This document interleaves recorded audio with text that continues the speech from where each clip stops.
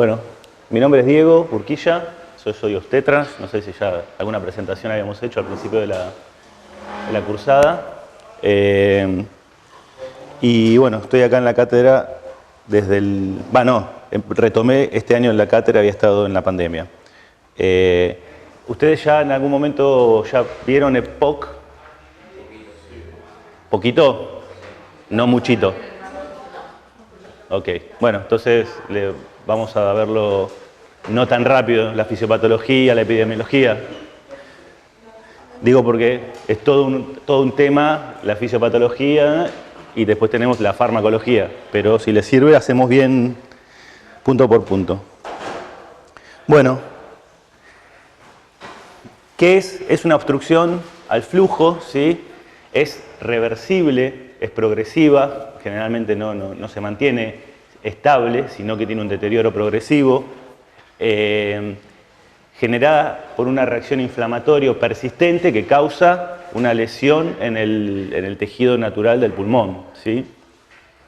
Está principalmente relacionada al tabaco y a los gases irritantes, pero no es la única causa, hay otras causas, ahora las vamos a mencionar. Y va a estar acompañada no de síntomas, puede ser que en una primera etapa el paciente esté con su enfisema o con su EPOC puesto, pero en una etapa primaria por ahí no tenga síntomas, o sea, pausisintomáticos, ¿sí? Y esto es muy importante, el punto del humo del tabaco y los gases, porque el humo del tabaco va a representar el 75% de las causas de EPOC, ¿sí? No es una cosa menor, porque conceptualmente la enfermedad, la EPOC, es un cuadro reversible y es un cuadro prevenible, ¿sí? Uno puede dejar de fumar, no es sencillo a veces, pero puede, y uno puede o debería poder cambiar las condiciones laborales si está expuesto a gases en el medio de trabajo, ¿sí? ¿Cuál es la importancia en números?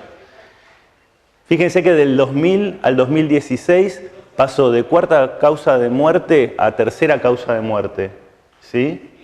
Vamos a ver ahora una distinción. No es lo mismo países pobres que países más acomodados, ¿sí? Con mejor ingreso per cápita. Y acá están separados. Fíjense, no les puse la de ingresos medios, pero fíjense la de ingresos bajos, pero fíjense en ingresos medios, cómo es tercera causa en los países de ingresos medianos altos, y fíjense cómo cae a quinta causa en países de ingresos altos, donde la isquemia cardíaca, el Alzheimer y los accidentes cerebrovasculares son más frecuentes. ¿Se entiende? Como les decía, prevenible, muy frecuente y tratable. ¿Qué tan frecuente es? Causa 8 millones de muertes anuales, ¿sí? Es interesante saber que de estos otros 8 millones, el 12% son fumadores pasivos, ¿sí? Y dentro de este 12% de fumadores pasivos, la que llevan la peor parte generalmente son las mujeres. ¿Está bien? ¿Cuánto aporta Argentina a la tasa de muerte anual?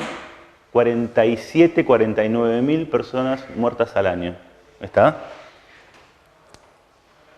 Perdón. ¿Cuáles eran las causas? Decíamos que no era solamente el humo del tabaco. El otro 25% se va a repartir en el déficit de alfa-1 antitripsina, o sea, las determinadas genéticamente. Las hipoplasias pulmonares o las lesiones pulmonares muy precoces debido a prematurez, sobre todo, ¿está bien? En cualquier momento me van parando.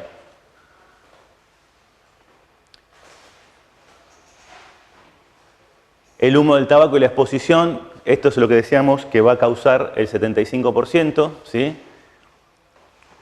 Tenemos principalmente riesgos profesionales y el tabaco, ¿sí? Hoy en día, teniendo en cuenta vaporizadores, cannabis y demás, ¿sí? Y bueno, y un grupo más pequeño, debido a secuelas de infecciones, neumonías de la infancia, tuberculosis, HIV, el derivado del asma, que es un punto a tener en cuenta cuando tengamos que hacer un tratamiento de EPOC, si es o no asmático, ¿sí? Y bueno, el famoso causas desconocidas. Bueno, recordemos qué es lo que pasa a nivel inflamatorio. Cualquier noxa, sea humo de cigarrillo o polución, va a causar la activación o la irritación, células epiteliales, la llegada de macrófagos y toda la cascada con fibroblastos, sobre todo los T helper y los citotóxicos, pero los neutrófilos y los monocitos van a aportar lo suyo para la secreción de proteasas, lo cual va a destruir la pared pulmonar, y esto es lo que nos va a dar el enfisema en sí, que es el pulmón hiperexpandido, no funcionante, con retención, ¿sí? Con retención de aire. En la fase inspiratoria el pulmón llena, pero le cuesta alargar, y esto al correr del tiempo nos va dejando un pulmón hiperextendido, no funcionante, y que no infrecuentemente se va a relacionar con bullas, ¿sí? Por otro lado, la hipersecreción de moco por las células epiteliales, y los fibroblastos, al final de todo, van a generar la reparación, pero con tejido no funcionante. ¿Claro? Burbuja. Es una burbuja. Es un tejido pulmonar hiperexpandido, lleno de aire, pero no tiene hematosis, no tiene vascularización. Después lo vamos a ver al final, pero es importante esto de la cronología de la lesión pulmonar, porque al final del cuadro muchos pacientes van a requerir corrección quirúrgica de eso, ¿sí? Ya nos pasamos de lama, saba y lo que sea. Bueno, clínica. El síntoma capital del EPOC, ¿cuál es? La disnea, ¿sí? La sensación de falta de aire. Por supuesto, puede ser silente al principio, ir progresando, quizás sea lo más frecuente, pero algunos que pueden tener un comienzo brusco directamente. Acompañado de tos o sibilancias, si no, perdón, no tengo poco. La tos y la tos y la expectoración son variables, ¿sí? Y en etapas avanzadas puede haber pérdida de peso y, por supuesto, puede terminar en una malignidad, ¿sí? En una derivación a cáncer.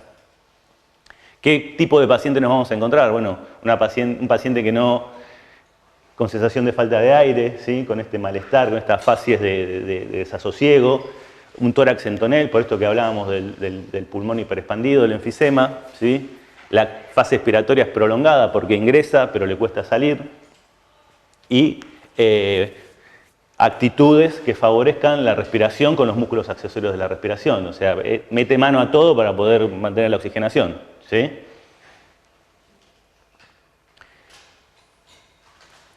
Bueno, esto no aporta mucho. Después ¿por qué no aporta? Porque después lo vamos a ver bien, ¿qué es una exacerbación? Porque uno dice, exacerbaciones, ¿qué? Bueno, el tipo se puso mal, pero ¿qué parámetros voy a tomar para una exacerbación? Ahora lo vamos a charlar. Pero por lo menos para mencionar que las exacerbaciones son importantes porque nos van a estratificar al paciente.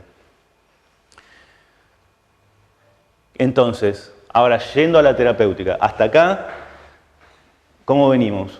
¿Seguimos? Bien. ¿Qué objetivos tenemos con estos pacientes? ¿Sí? Primero, minimizar los riesgos, los factores de riesgo. Básicamente, 75% tabaco, polución, dejemos de fumar, ¿sí? Les anticipo, ya les cuento un poquito algo del final. Dejar de fumar, la oxigenoterapia y las cirugías son los únicos que modifican mortalidad. ¿Está bien? Todo lo demás va a tratar los otros puntos, ¿sí?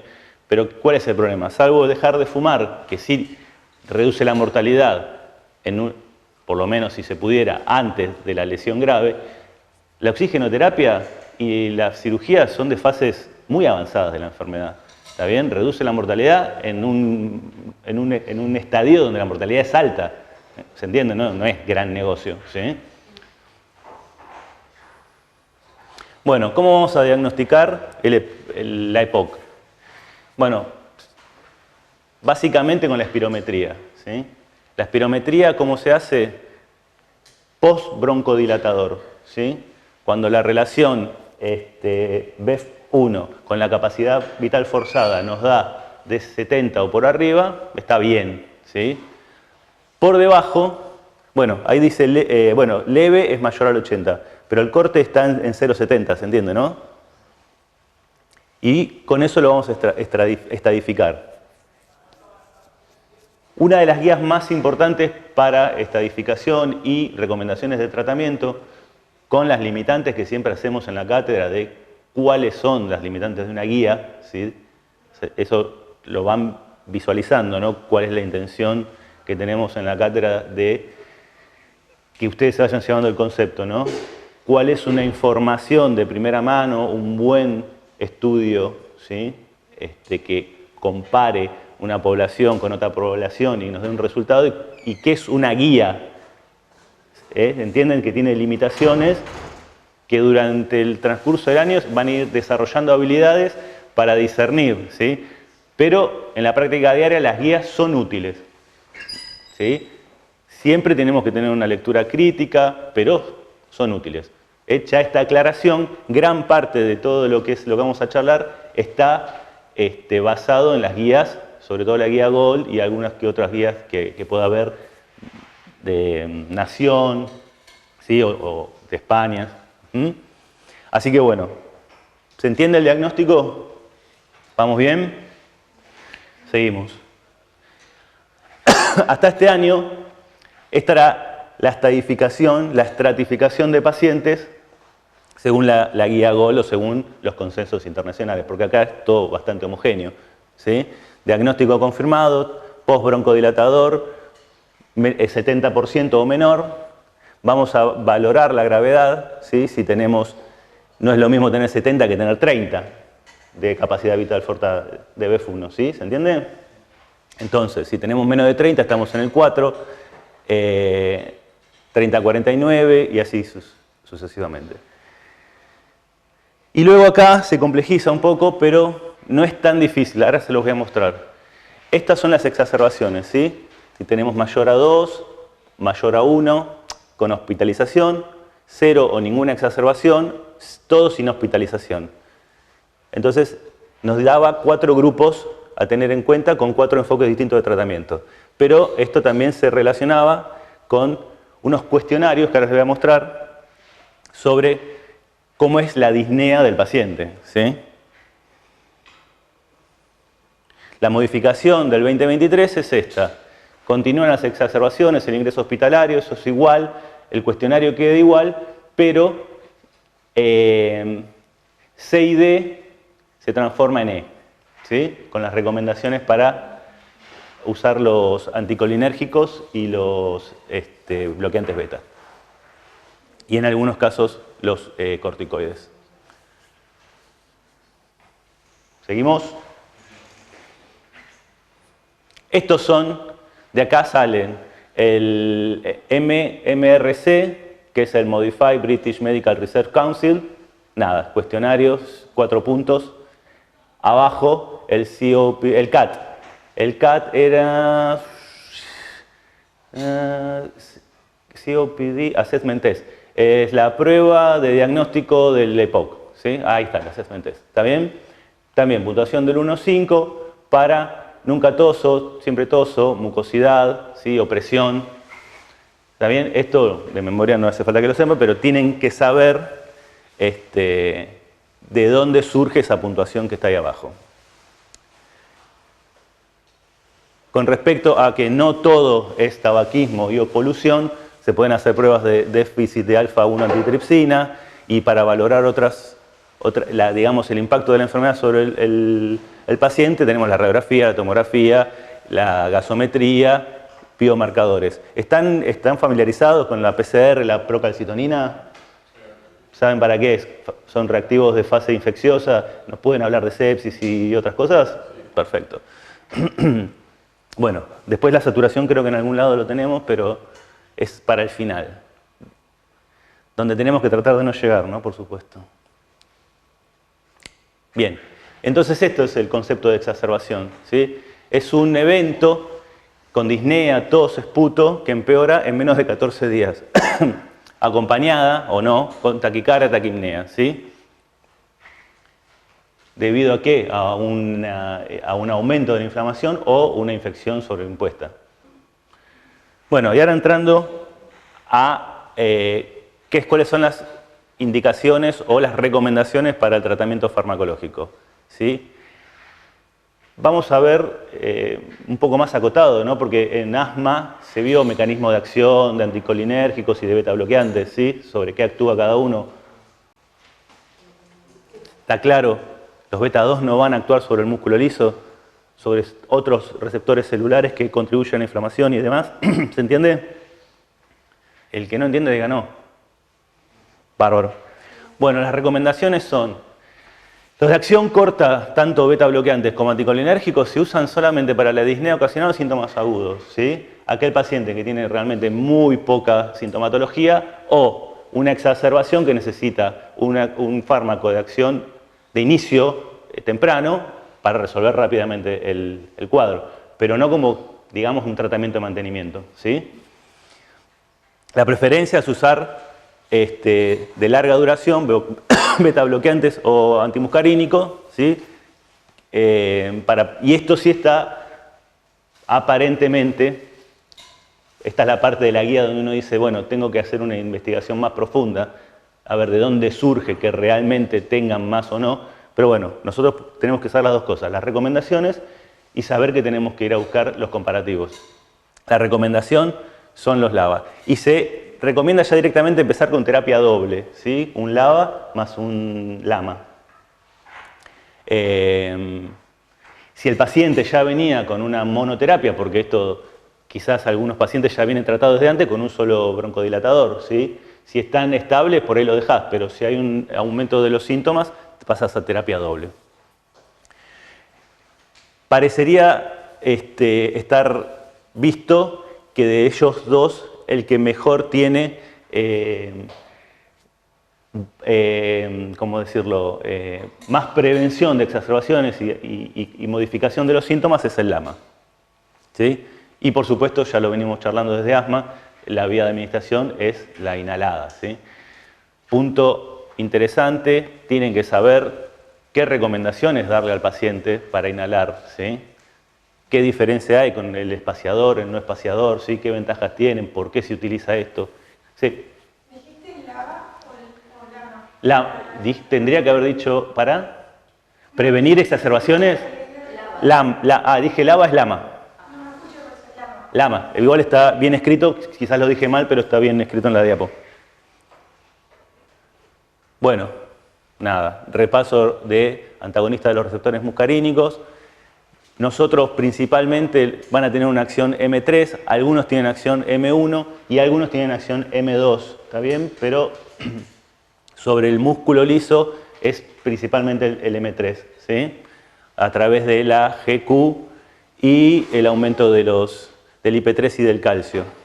¿Qué efectos adversos se ven generalmente con los antimuscarínicos? Sabor amargo en la boca, sabor metálico, boca seca, visión borrosa. Eso ya lo fuimos viendo. Este es un recordatorio, ¿sí? Entonces, los bloqueantes M3 lo que van a producir van a ser una disminución, no un aumento, una disminución de la fosfolipasa, del calcio y de las quinasas. Les puse, como les mencioné, que había algunos que podían tener M2, ahí está, la GQ y la GI. Seguimos, perdón. Bueno, de acción corta no es el único, pero el hipertropio es uno de los más utilizados. Es potente, pero de acción lenta, ¿sí? Dura 4 horas. Es de primera elección en el EPOC estable. Luego el tiopropio, que no es el único, ¿sí? Como les decía, tiene actividad para M1 y M3, tiene más lenta duración y más, empieza a actuar más lentamente y tiene mayor duración, ¿sí? Y esto es lo que les decía, comparado con los beta 2, tienen superioridad. Problemas aparte de los efectos adversos son medicamentos caros. Agonistas beta 2.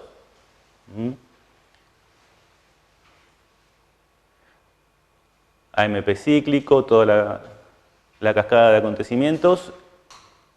Y tenemos los de acción corta, salbutamol, terbutalina, los más usados. Tienen menor potencia y duración que los anticolinérgicos, pero son rápidos. A veces me sirven por esta característica, ¿sí? Pero no para el tratamiento prolongado. Como verán, comienzo de acción puede ser de 2 a 5 minutos, y tira hasta 6 horas. Con respecto a los beta 2 de acción prolongada, tenemos almeterol, formoterol, hay más, ahora os les voy a mostrar una lista de todos los que hay. Siempre asociados a un anticolinérgico es la indicación. Estos empiezan a actuar a los 15-30 minutos. Pueden durar hasta 24 horas.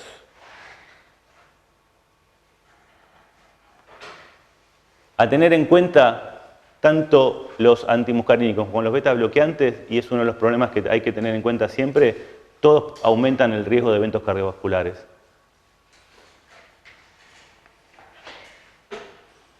Bueno, si se quieren entretener, tenemos ahí todos los principios activos, las presentaciones y las dosis recomendadas, ¿sí?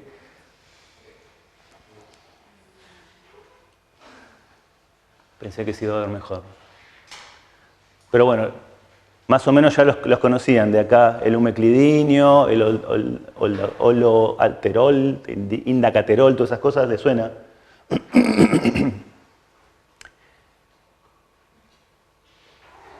Entonces, esto lo vamos a ver porque no está en la bibliografía, pero me gustaría mencionarlo. Los estudios que evalúan cuando comparan un broncodilatador con el otro, ¿sí? Estas 4 variables.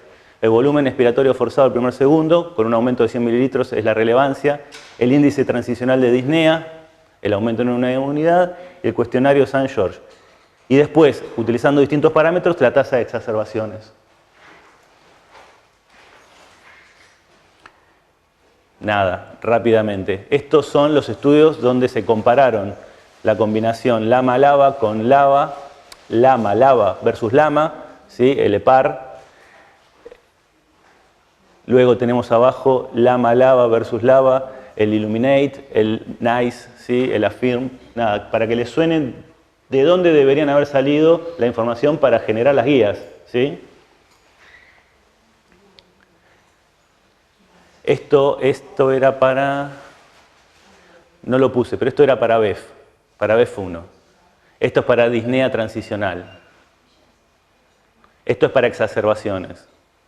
¿Sí? Bueno, antes de pasar a corticoides, ¿alguna pregunta? ¿Seguimos? Bien. ¿Qué rol juegan los corticoides dentro del tratamiento de la EPOC? Bueno, depende de si el paciente presenta o no eosinofilia, es una herramienta utilizable. En algunos lugares van a encontrar el corte como mayor de 150 y en algunos lugares van a encontrar como el corte mayor a 300 células por microgramo, ¿sí? O en la fórmula el 2% en el recuento de los blancos. Ahí sería evidente que hay una mejoría en la respuesta de los pacientes que tienen esta eosinofilia. En otros pacientes es más discutido. Siempre en tratamiento combinado con lava-lama. Nunca solos, ¿sí? Los corticoides sistémicos, el único rol que cumplen son igual que digamos, no tan igual, pero parecido a lo que es los de corta acción, en la urgencia o en la exacerbación, por un periodo muy corto y siempre sopesando los riesgos, ¿sí? Cuando el paciente es no respondedor, bueno, uno intenta ya por ahí un corticoide, pero si no, no tiene un rol dentro de lo que es el tratamiento de sostén en el paciente. A diferencia del corticoide inhalado, que sí tiene un rol en el tratamiento de mantenimiento del paciente que presenta las características de la eosinofilia. Los riesgos de los inhalados ya los conocen. Neumonía, candidiasis, disfonía y moretones. Y en el oral es el aumento mayor del riesgo de la neumonía y una miopatía que puede causar una debilidad muscular que encima le empeora el cuadro de ventilatorio. Bueno, y lo último que tenemos es teofilina, ¿qué rol cumple? Nada, solamente si no disponemos de los bloqueantes antimuscarínicos y de los bloqueantes beta 2. Otro concepto, los corticoides inhalados nunca en monoterapia, corticoides orales nunca para un tratamiento de mantenimiento. Los mucolíticos y los antitusígenos no van a demostrar una tasa de sobrevida, pero en momentos especiales pueden o no mejorar, digamos, los síntomas, ¿sí? No son tratamientos de sostén puntualmente. Y bueno, cuando ya las cosas están en otros estadios, vamos a tener que usar antibióticos, los inhibidores de la fosfodiesterasa, y después para las otras patologías o las otras causas tienen otros tratamientos, ¿sí? Puede haber tratamientos específicos para el déficit de alfa-1 antitripsina y así sucesivamente, para las hipoplasias de los recién nacidos, ¿sí? Hay otros tratamientos. Bueno, esto está, después se los dejo a ustedes, en el resumen de la guía Gold, creo, ¿sí? ¿Lo vieron? Bueno, está la bibliografía. Acá los tenemos separados por cuando predomina la disnea o cuando predominan las exacerbaciones. Y acá tenemos lo que les decía, los eosinófilos en sangre, lo toma como 300, ¿sí? Pero en otras bibliografías los toma como 150. Y acá, como ven, es donde tiene el rol del corticoide inhalado.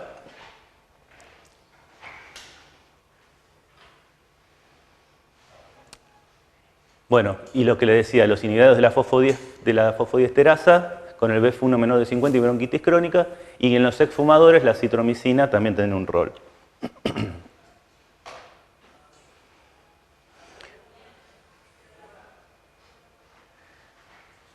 El punto primero es para mencionarles que no solamente el tratamiento es farmacológico, ¿sí? Hay terapias de rehabilitación pulmonar que el paciente puede hacer, ¿sí? Es todo un capítulo de la EPOC. Y como les mencionaba, la oxigenoterapia, que también tiene sus indicaciones, ¿sí? Hay que ver el estado del paciente, hay que ver la saturación, cuándo le pedís, gases en sangre y demás. Todo otro capítulo, te diría otra especialidad, que puede ser ambulatoria o puede ser una oxigenoterapia de un paciente que se trona en la guardia y necesita asistencia internado, en terapia o en piso, ¿sí?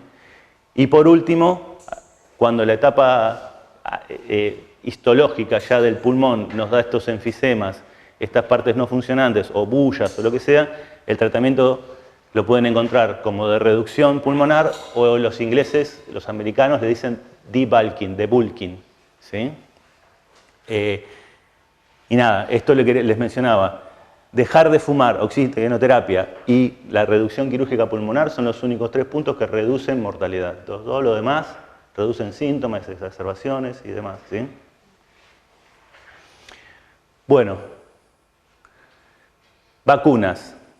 Claramente son pacientes susceptibles, necesitan un esquema de vacunación completa, antigripal, COVID y neumococo, ¿sí? ¿Se acuerdan? Neumococo, según mayor de 65, menor de 65, son distintos esquemas, ¿sí? Según recibieron en alguna vez o no recibieron alguna vez, distintos esquemas de vacunación. Bien. Creo que acá termina EPOC. ¿Cómo vamos? ¿Se bancan un tabaquismo? Y se lo van a tener que bancar. Bueno, como les decía anteriormente, 8 millones de muertes anuales, ¿sí? Con la salvedad de que el 12% de estas 18 son más o menos 900.000 personas que se mueren anualmente por ser fumadores pasivos. De los que fuman, la mitad van a morir prematuramente, ¿sí? Y ahí está nuestro aporte a la economía mundial, con casi 50.000 muertos anuales. Tomado desde otro enfoque, los cánceres de pulmón, el 90% se relacionan con tabaquismo. De las muertes por causa pulmonar, el 60% fumaba. De los que tienen infartos, 1/3 fuman. ¿Se entiende? Y después, obviamente, ¿no? Embarazo, retardo de crecimiento, parto prematuro. Y lo que mejor se relaciona con la gravedad del cuadro es la cantidad, es la carga tabáquica, ¿sí? Cantidad de cigarrillos fumados por cuántos años. Hay una fórmula, ahora la vamos a ver. Bueno, esto es verdades de perogrullo. ¿Qué es lo que causa? A nivel psicológico, adicción, en el cerebro puedes tener accidente cerebrovascular y cáncer en donde quieras, ¿sí? Desde leucemia, el famoso cáncer de pulmón, cáncer de esófago, cáncer de, gástrico, hígado, ¿sí? Te destruye la piel. Esto lo pueden encontrar en cualquier lado. Antes de pasar a la nicotina, porque ayer había terminado todo esto y digo, che, pero pará. La nicotina, muy bien, es la que causa la adicción y todo, pero ¿qué más hay en el humo del tabaco? Bueno, tenés algunos lugares que dicen, como el Ministerio de la Nación, 7.000 sustancias tóxicas, con 70 sustancias cancerígenas. Te cuento, tenemos benceno, nitrosamina, benzopropileno, cadmio, nada, algunas asustan. Ácido cianhídrico, esa es tremenda. Plomo, arsénico. No vamos a ver las 700 o las 7.000, pero se entiende el punto, ¿no? Lo que te destruye el pulmón no es lo mismo que te da la adicción, ¿está bien? Más allá de que es un problema de adicción, pero también es un problema de hábito, ¿está? Así que bueno, rápidamente, la nicotina, una amina terciaria, en su forma ionizada, atraviesa fácilmente la barrera hematoencefálica y se va a ir a meter con la dopamina.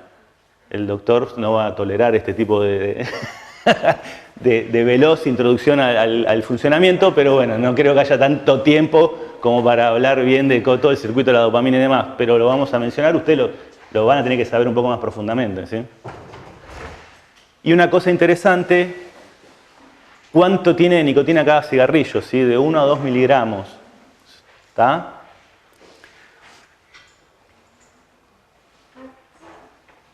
Bien, de este cuadradito, lo más interesante me parecía era qué pasa con la dopamina, con la nicotina, ¿sí?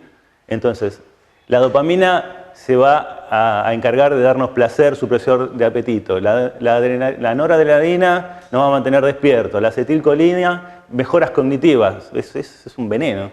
El glutamato, aprendizaje, es increíble. Serotonina, modulación del estado de ánimo. Reducción de la ansiedad y la tensión, reducción de la ansiedad y la tensión, ¿sí? Se ve que es difícil salir de esto, ¿sí? Eso es lo que produce. Esto es lo que produce a nivel central. ¿Está? Bueno, igual ahí tenemos, ¿no? Corteza prefrontal, ¿dónde actúa? El núcleo accumbens, ¿sí? El área ventral tegmental. Está muy lejos del útero. No puede haber nada más distante de un útero. Bueno, es horrible, ¿viste? Cuando estás y el disertante se pone autorreferencial, ¿viste? Pero lo voy a hacer. Yo preparé esto el primer año de la pandemia y yo tenía este concepto, ¿sí? Que fumar menos de 5 cigarrillos no causa nada. Bueno, realmente cuando me puse a hacer el trabajo, fumar de 1 a 4 cigarrillos sí causa, ¿sí? Es mentira que no causa. Aumenta el riesgo cardiovascular y en las mujeres aumenta el riesgo cardiovascular y el riesgo de cáncer de mama. Bueno. Pasamos al otro punto, la carga tabáquica, ¿sí? Cantidad de años por cantidad de cigarrillos diarios dividido el paquete de 20, ¿sí? ¿Claro? ¿Por qué lo necesitamos saber? Porque si tenemos más de 40 paquetes al año, está indicada la espirometría, tenga o no tenga síntomas. Dice, hola, ¿qué tal? ¿Cómo se llama? Fulano de tal. Le haces la cuenta. ¿Tose? No. ¿Tiene disnea? No. ¿Cuánto fuma? ¿Le sacás la cuenta? 40, indicación de cosas. Pero he visto en otra bibliografía con 20 paquetes al año. Yo esto lo saqué de la guía nacional. Bueno, y con mayores cargas tabáquicas, evaluar para cáncer de pulmón, ¿sí? Es un paciente que necesita evaluación cardiovascular y el grado de dependencia se puede hacer a través del test de Fagerström. pero es largo. La versión simplificada presenta nada más que 2 preguntas. Número de cigarrillos al día y cuánto tiempo tarda en prender el primer cigarrillo cuando se levanta. ¿Sí? Ah, me olvidé de contarles la historia del primer punto autorreferencial. No fumo yo desde ese año. Yo sé que lo veo muchas veces, pero no entiendo bien lo de la cuenta.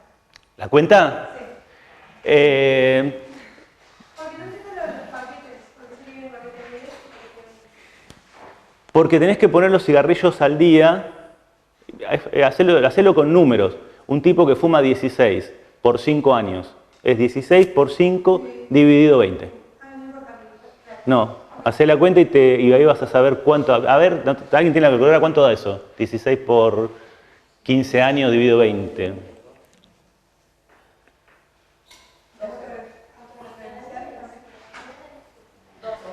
12. Bueno, no le harías una espirometría, ¿sí?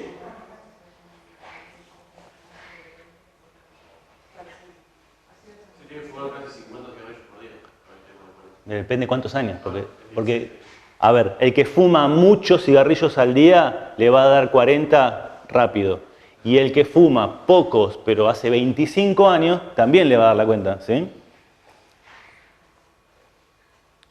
Bueno, antes de pasar a lo farmacológico y demás, ¿qué es el rol? ¿Cuál es el rol del médico? ¿Sí? Primero, por supuesto, hay que averiguar si quiere o no quiere, si fuma o no fuma, ¿no? Primero. Segundo, si quiere o no quiere dejar de fumar, ¿sí? Esto es como cualquier otra rama de la medicina, no desde un punto de vista ni de la soberbia, ni de poseer un conocimiento extra o superior, sino desde el acompañamiento, ¿sí? No juzgamos a la persona. Por otro lado, vieron la cantidad de mecanismos que están en juego que hacen que tenga una dependencia, sin contar el hábito, ¿está bien? Por supuesto, si está interesado o si no está interesado, siempre se aconseja el abandono, ¿sí? Luego, si está dispuesto a dejar de fumar, ahí es donde insistimos. La ayuda tiene que ser activa y después, bueno, las herramientas conductuales o farmacológicas, ¿sí? Las herramientas farmacológicas no se utilizan porque sí, tienen indicación. Ahora vamos a ver a quién le corresponde o no, ¿sí? Y luego, el acompañamiento no termina ahí. El paciente, por decirlo de alguna manera, tenía una adicción, no, por decirlo de alguna manera no, tenía una adicción o tiene una adicción, o sea que puede completar todo el proceso, pero al cabo de un tiempo puede tener una recaída. Bueno, esta es como la de qué causa, pero qué beneficios tiene dejar de fumar, ¿sí? Bueno, a los 20 minutos se normaliza la presión arterial, la frecuencia cardíaca, a las 8 horas disminuye la nicotina, a las 12 horas mejora la oxigenación, disminuye el monóxido y ya tenés la mejoría de disfunción endotelial venosa a las 24 horas. Bueno, seguimos así, importante, de 2 a 4 semanas, desaparición de ira, ansiedad, o sea, empiezan a mejorar los síntomas de dependencia, ¿sí? El insomnio, la depresión y mejora el HDL, el LDL. Al tercer mes, de 2 semanas a 3 meses, empieza a disminuir el riesgo de infarto de miocardio, ¿sí? Mejoría de la función pulmonar. A los 10 años, recién ahí es una inversión, la disminución del riesgo en la aparición del cáncer de pulmón entre 30 al 50% comparados con los que siguen fumando. ¿Sí? A los 15 años el riesgo de enfermedad coronaria es comparable al de una persona que nunca fumó.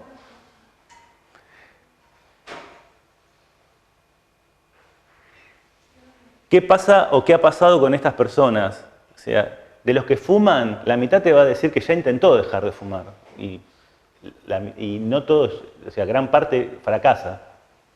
¿Sí? Y pongamos un promedio de un 80% lo hace solo, no recibe ninguna ayuda de ningún tipo. Lo que le decía recién, esto va en relación con la entrevista que tuvimos. Entonces tenemos un paciente que esté dispuesto, una preparación, nosotros tenemos que facilitar la acción, ¿sí? Acompañar en el mantenimiento para evitar la recaída. Primero, para que lleguemos a la parte de la decisión de dejar de fumar. Y segundo, para que la mantenga. Hay otras medidas, claramente, y que han demostrado, algunas de ellas una gran utilidad, que son,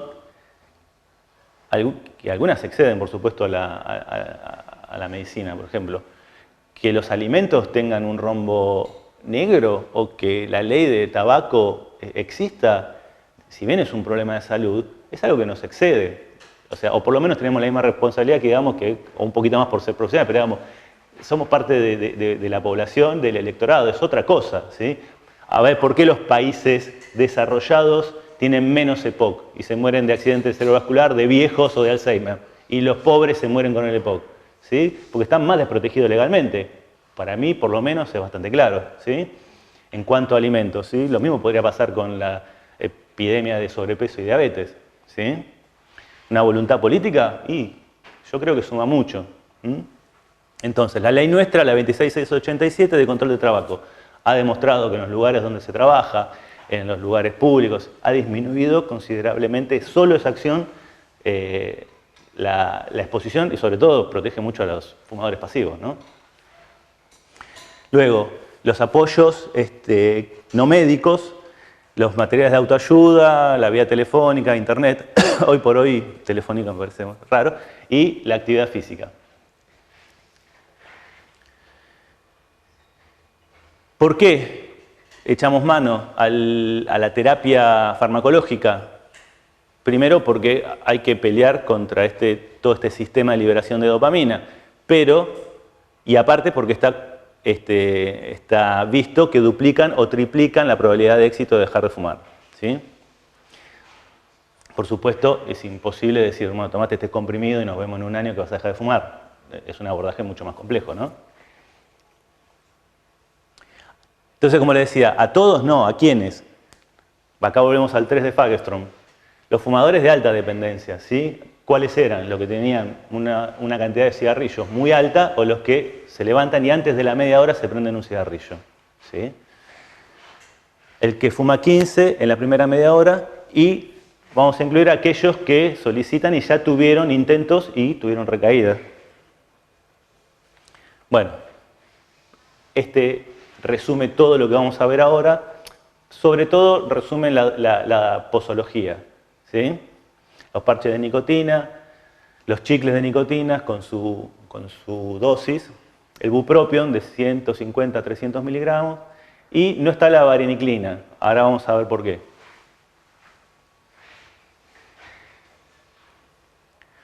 Bien. Procedo. Bueno, nada, lo que habíamos hablado, ¿sí? La dopamina a nivel de estos centros del cerebro, digamos, van a dar estas sensaciones dijimos, descenso de la ansiedad, mejoras cognitivas. Es rarísimo decir, viste, que la nicotina como tiene mejoras cognitivas, pero bueno.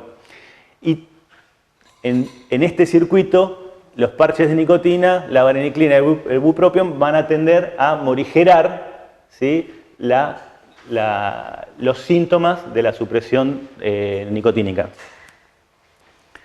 ¿Cómo lo van a hacer? Bueno, los parches de nicotina, obviamente, por su acción directamente, similnicotina. Lo que son, ahora lo vamos a ver, pero la lógica es usar una dosis decreciente por otra vía que no sea la de fumar, nicotina, para ayudar a la deshabituación, sobre todo a los síntomas de withdrawal, de cese de tabaquismo. La vareniclina, siendo un agonista parcial sobre los receptores nicotínicos, y el bupropion, fármaco de propiedades anfetamínicas que inhibe la recaptación de serotonina.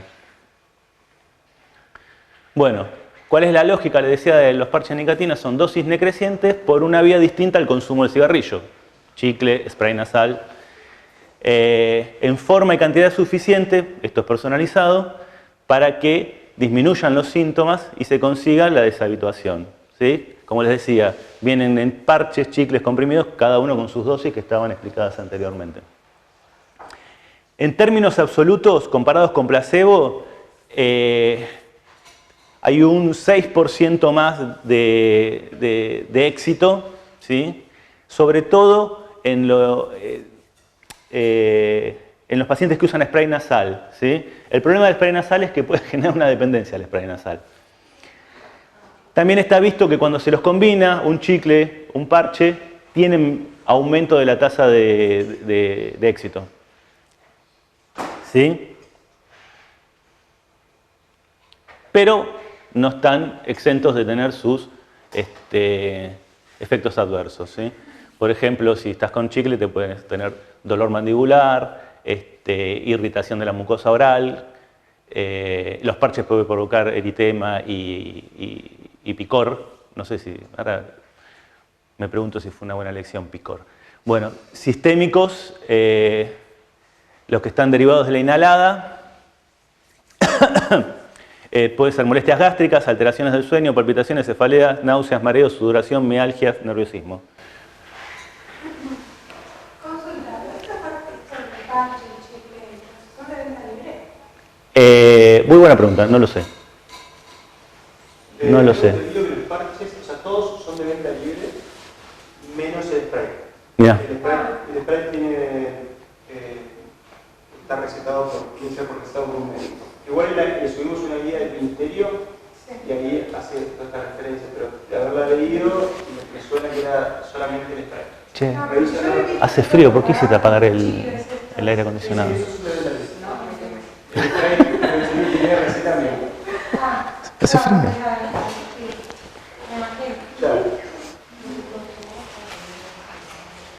Bueno, pasamos al bupropión, ¿sí? Como decíamos, propiedades anfetamínicas.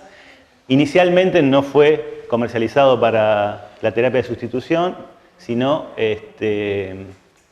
no, para la terapia de sustitución es lo nicotínico. Para medicamentos, para la cesación tabáquica. Es un inhibidor de la recaptación de noradrenalina y dopamina leve, que provoca un efecto similar, pero nos permite ir bajando la dosis. Estos empiezan, no sé si estaba explicado en esta diapositiva, pero tanto el bupropión como la vareniclina se empiezan a utilizar antes de la cesación tabáquica, ¿sí? Por ejemplo, en el caso del bupropión son 7 a 14 días, ¿sí? O sea, mientras estás fumando, Exactamente. piensa dejarlo. Exactamente. Lo que le llaman es el día D, antes del día D, como el desembarco de Normandía. No, literal. Esta es esta. Bien. ¿Qué tasa de éxito tiene comparado con placebo? Bueno, aumenta un 7%. 18 los que toman bupropión, 11.5. De 6 a 12 meses estamos hablando, ¿eh? En los que usan placebo, 11.5. ¿Sí? Ahora vamos a ver los efectos adversos.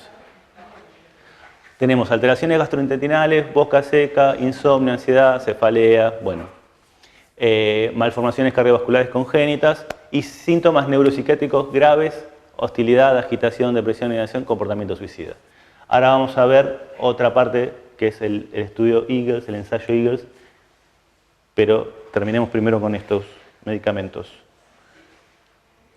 ¿A quién no? Embarazadas, niñas, adolescentes, pacientes que tengan trastornos convulsivos o que sean factibles de tener convulsiones, antecedentes de convulsiones, ¿sí? Pacientes de, bueno, lo que les decía, con riesgo de convulsiones, tumores del sistema nervioso central, bulimia, anorexia, cirrosis, uso concomitantes de inhibidores de la monoaminooxidasa, bueno, y demás. Vareniclina es un ansiolítico agonista parcial de los receptores nicotínicos. Este lo iniciamos 7 días antes, ¿sí? Del día D. La duración del tratamiento 12 semanas, es con escalada de dosis hasta alcanzar el miligramo cada 12 horas. La abstinencia sostenida 6-12 meses de estos pacientes es del 25%, 13.8% más comparada con placebo. Por todo lo que vi, pareciera que desde el punto de vista de éxito a los 6 meses, este es el que mayor tiene, ¿sí? Pero hay un pero. Efectos adversos. El efecto adverso más frecuente es la náusea, ¿sí? 30% de las personas lo van a desarrollar. Otros, insomnio, o sea, causa lo mismo que fumar, por decirlo de alguna manera, ¿sí? Insomnio, irritación, agitación, todas estas cosas, cefalea, vómito, mareo. Tiene propuesto también riesgos cardiovasculares. Y tanto la vareniclina como el bupropión tienen aumento de los riesgos neuropsiquiátricos, ¿sí? Esto se trató de resolver en un estudio financiado por Glaxo y Pfizer, se llama ensayo Eagles, y tiene peros, como decíamos anteriormente. Básicamente, el problema es que son eventos de ocurrencia muy bajos, ¿sí? Con lo cual necesita un desarrollo del estudio particular, ¿sí? Sin contar lo que necesitamos de independencia y demás, ¿no? Que no estuviera financiado por un laboratorio también sería lindo. Pero bueno, tenemos problemas de validación de la variable principal, insuficiencia potencia estadística, debilidades constatadas por la FDA. De hecho, la FDA no retiró la monitorización del fármaco, ¿sí? Sobre eventos neuropsiquiátricos, a pesar de este ensayo. Y, bueno, los evidentes conflictos de interés, ¿sí? Estas cosas son las que decimos que tenemos que estar atentos cuando estamos siguiendo una guía de tratamiento de diabetes, de POC o de lo que sea. Contraindicaciones: embarazo, niños, adolescentes y enfermedad renal en fase terminal. Bueno, otro pero. Año 2021, Pfizer se da cuenta que había un exceso de N-nitrosovareniclina, ¿sí? Encima del nivel de ingesta diaria aceptable, ¿sí? 730. Esto aumenta el riesgo, o podría aumentar, no está claro, pero está el riesgo de eventos relacionados con cáncer.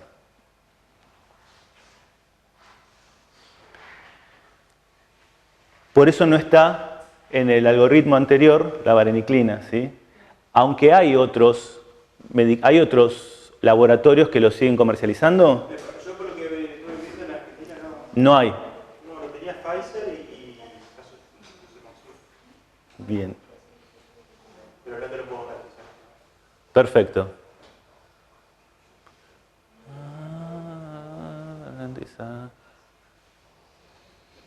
Bien. Bibliografía. ¿Preguntas? Profe, por ejemplo, cuando se hace el sustituto de lo que es el cigarrillo por los vapers, que son los vaporizadores, tenemos que también hablar de una adicción, digamos, porque es como un sustituto, en vez de humo es vapor, lo que está generando, ¿no? Sí, de todas formas no tengo conocimientos exhaustivos sobre el tema. Sí te puedo decir como médico lo que he escuchado, digamos, pero no tengo información directa sobre eso porque también es otra clase quizás. Yo le veo dos problemas. Uno es el hecho de que no te ayuda con la habituación, digamos, te está generando un patrón de comportamiento similar, a meter mano a un aparatito externo para calmar la ansiedad, eso juega en contra, me parece. Y segundo, de que hay una gran cantidad de productos que se comercializan que no están controlados. Y yo, hasta donde yo sé, ha habido problemas pulmonares debido a productos encontrados en esos liquiditos. ¿Vos me decís en una situación ideal donde estuviera bien controlado el liquidito y todo? Vino la moda, vino de España. Primero se popularizó mucho en España entre los jóvenes. Y cuando vino acá, bueno, era todo de importaciones, lo mismo las cápsulas, ese líquido que decís vos, que viene con sabor y todo, supuestamente viene con nicotina, sin nicotina. Y está hace muy pocos años, hace muchos 10 años, 15 años dando vuelta.